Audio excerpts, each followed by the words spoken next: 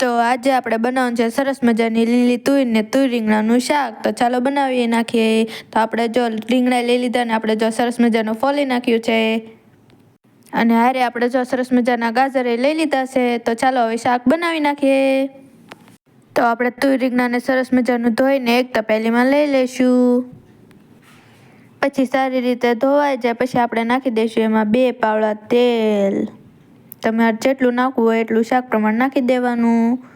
પછી આપણે નાખીશું એમાં મીઠું સ્વાદ અનુસાર, તમે જેવું ખાતા હોય એવું.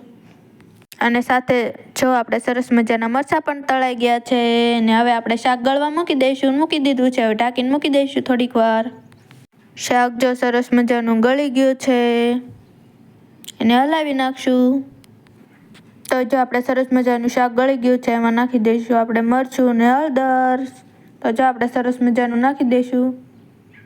જો નખાઈ ગયું છે આપણે સરસ મજાનું સ્વાદ અનુસાર નાખી દેવાનું.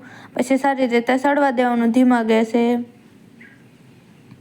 પછી એમાં હલાવતા રહેવાનું એટલે સરસ મજાનું હલી જાય ને ભળી જાય મરચું ને એવું. પછી આપણે એમાં નાખી દઈશું પાણી ને સારી રીતે સળવા દઈશું. તો જો આપણે કેવું મસ્ત સરસ મજાનું લાગે છે શાક. જો કેવું લાગ્યું.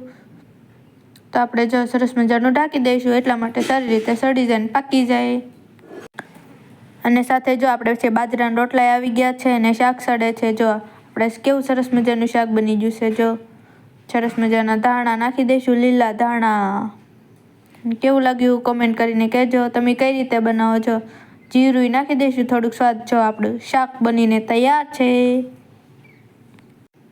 દેખાવમાં પણ સરસ મજાનું લાગે છે, મોઢામાં પાણી આવી જાય એવું સરસ મજાનું આપણું શાક બની ગયું છે. જો કેવું લાગ્યું. તો આપણે બધું બપોરાનું તૈયાર છે. તો ચાલો બધા બપોરા કરવા.